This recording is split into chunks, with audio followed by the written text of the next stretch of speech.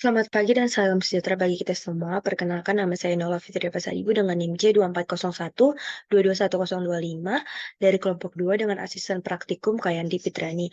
Pada kesempatan kali ini saya akan mempresentasikan hasil kajian kami yang berjudul Analisis Pertumbuhan, Reproduksi, dan Makanan Ikan Kembang Perempuan Rastrelliger brachysloma oleh Blicker 1851 yang ditangkap di Selat Sunda. Berikut adalah anggota kelompok 2.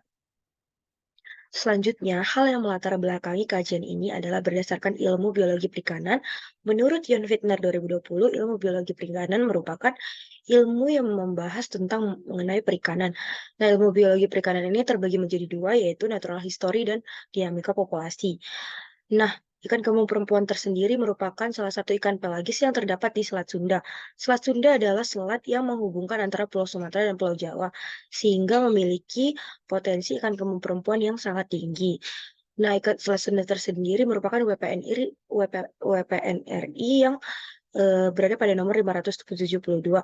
Karena potensi ikan kembung perempuan yang sangat tinggi di Selat Sunda, sehingga tingkat penangkapan pada ikan ini semakin meningkat dan sehingga terjadi overfishing atau eksploitasi terhadap ikan kembung perempuan.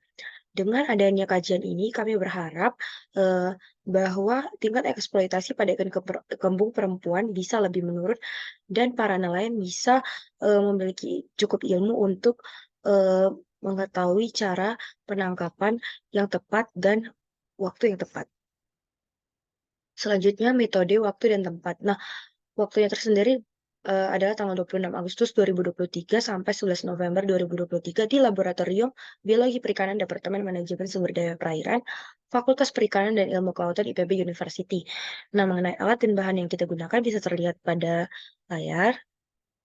Selanjutnya ialah prosedur kerja. Nah, pada pertumbuhan, prosedur kerja yang kita lakukan ialah mengukur atau pengukuran pada ikan kembung perempuan dengan secara meristik dan morfometrik. Pada reproduksi kita menganalisis gonad dengan 3 metode yaitu gravimetri, morfometri, dan gabungan. Nah, pada makanan ikan kita menganalisis isi lambung dan isi usus oleh ikan kembung perempuan tersendiri dengan menggunakan mikroskop. Selanjutnya, ini adalah rumus-rumus analisis data dari pertumbuhan, reproduksi, dan makanan ikan. Bisa terlihat oleh layar ya, teman-teman.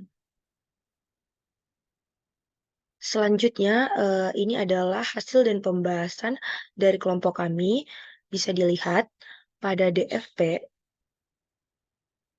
eh, selang kelas yang paling tinggi ialah pada selang kelas 195 sampai 206, itu berdasarkan gabungan jantan dan betina.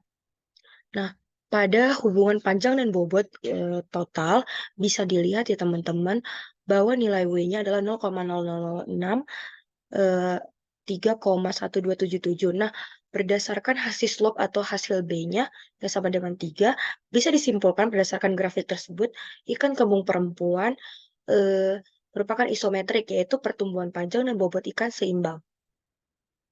Selanjutnya, pada FK bisa dilihat faktor kondisi, yang paling tinggi ialah pada bulan Januari dan yang paling rendah adalah Mei. Nah, berdasarkan grafik bisa dilihat rentangnya itu antara 0,8 sampai 1. Nah, menurut, jurnal yang saya baca, rentang antara 0 sampai 1 bisa dikatakan bahwa ikan kembung perempuan memiliki bentuk tubuh yang pipih, menurut Praningdia 2014. Nah, selanjutnya masuk ke proporsi kelamin atau nisbah kelamin. Bisa dilihat ya teman-teman, berdasarkan grafik tersebut, X-head lebih besar dari X-step. Nah, hal tersebut bisa disimpulkan bahwa ikan kembung perempuan pada kasus ini yaitu tidak seimbang. Eee, Bisa dilihat juga dari jumlahnya, yaitu ikan kembung perempuan berdasarkan kajian kita adalah nilai dari ikan kembung perempuan kelamin jantan 109 dan ikan kembung perempuan kelamin betina yaitu 101. Jadi totalnya adalah 210. Nah, berdasarkan TKG jantan gabungan bisa dilihat bahwa, TKG yang paling dominan adalah terdapat pada TKG 2. Pada TKG betina gabungan juga, terdapat hal yang sama, yaitu TKG yang paling dominan ialah TKG 2. Selanjutnya pada IKG jantan gabungan bisa dilihat bahwa IKG yang paling tertinggi ialah pada IKG 4. Begitu juga dengan IKG betina gabungan, IKG yang paling tertinggi adalah IKG keempat. Nah, hal tersebut karena semakin tinggi tingkat TKG, maka semakin tinggi pula tingkat IKG-nya. Nah, berdasarkan hubungan panjang dengan fekunditas, bisa dilihat teman-teman, nilai Y-nya yaitu setiap, setiap pertambahan satu satuan panjang pada ikan, mempengaruhi nilai fekunditas yaitu 1,668. Nah, begitu juga dengan, bobot dengan fekunditas bisa dilihat bahwa setiap, penambahan bobot maka akan mempengaruhi nilai fekunditas sebesar 0,456. Nah, bisa dilihat juga dari nilai R-nya yaitu 0,05 bisa dilihat bahwa hubungan keeratan antara bobot dengan fekunditas yaitu lemah. Begitu juga dengan hubungan panjang dengan fekunditas, bisa dilihat nilai R-nya juga 0,05, berarti hubungan keeratan antara panjang dengan fekunditas juga lemah. Selanjutnya pada diameter telur bisa dilihat bahwa, puncak diameter telur itu cuma ada satu, yaitu pada selang kelas 0,14 sampai 0,2. Berarti bisa disimpulkan berdasarkan grafik tersebut, ikan kembung perempuan melakukan pola pemijahan total spawner atau satu kali pemijahan dalam satu periode. Nah, selanjutnya masuk ke bagian makanan ikan. Bisa dilihat dari grafik tersebut bahwa makanan utama pada ikan kembung perempuan adalah Nauplius dan berdasarkan rumusnya yaitu di atas 40% merupakan makanan utama dan di antara 4 sampai 40% yaitu makanan pelengkap dan di bawah 4% yaitu makanan tambahan. Nah, luas relung. Bisa dilihat nilai BA-nya yaitu 0,05 pada jantan dan 0,2 pada betina. Nah, berdasarkan kajian ini bisa disimpulkan bahwa luas relung yang dimiliki ikan kembung perempuan yaitu sempit karena nilai BA-nya mendekati 0. Sedangkan tumpang tindihnya yaitu 0,5 pada pada jantan dan 0,5 pada betina dan 0,5 juga pada jantan. Hal tersebut bisa disimpulkan pada tumpang tindih, eee, tingkat tingkat mencari makan pada ikan kembung perempuan, rendah atau tidak sengit.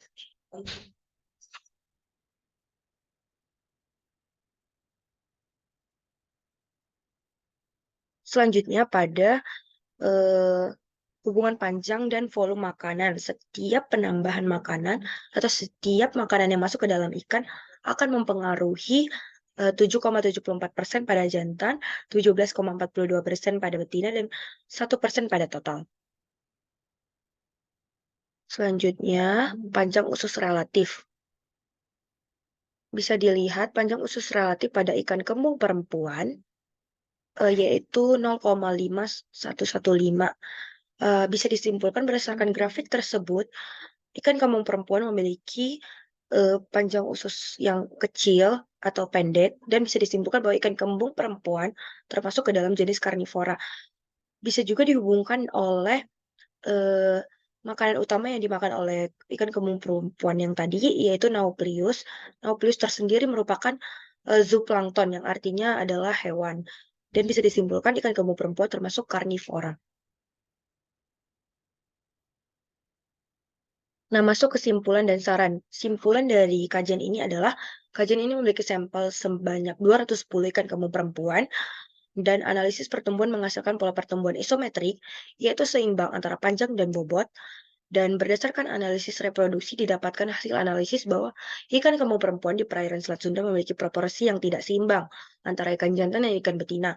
Ikan ikan kembung perempuan juga memiliki pola pemijahan total spawner, dan berdasarkan analisis makanan didapatkan bahwa makanan utamanya yaitu Nauplius. Ikan jantan dan ikan betina juga memiliki luas relung yang sempit dan dikategorikan kepada ikan yang selektif. Nah, sarannya perlu dilakukan kajian lebih secara berkelanjutan dalam analisis pertumbuhan, reproduksi, dan makanan ikan pada ikan kembung perempuan untuk mendapatkan informasi yang terbaru yang dapat dijadikan sebagai dasar pengelolaan sumber daya perikanan kembung yang lebih baik. Nah, masuk ke penghujung, terima kasih. Mohon maaf karena banyak kekurangan dan salah kata pada penyampaian. Semoga presentasi dari kajian saya ini bisa bermanfaat bagi kita semua. Sekian dan terima kasih.